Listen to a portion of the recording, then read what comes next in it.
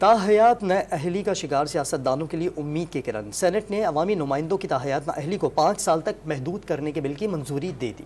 ترمیم کے مطابق جس جرم کی سزا میں مدت کا تعین نہیں وہاں 5 سال تصور ہوگی۔ پی ٹی آئی اور جماعت اسلامی نے ترمیم کی مخالفت کی۔ ایوان بالا میں صدر مملکت کے اختیارات پر بھی چھری چلا دی گئی۔ انتخابات کی تاریخ کے اعلان کا اختیار صدر سے لے کر الیکشن کمیشن کو مل گیا۔ سینٹ نے سینیٹرز کی مراعات میں اضافے کا بل بھی منظور کر لیا۔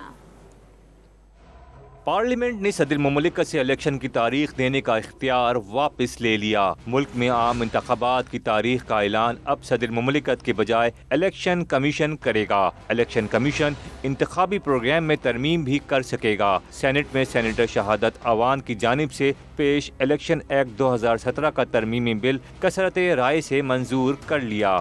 اجلاس میں آرٹیکل 62(1)(f) کے تحت نااہلی سے متعلق بل بھی منظور کر لیا گیا، جس کے تحت نااہلی زیادہ سے زیادہ 5 سال کے لیے ہوگی۔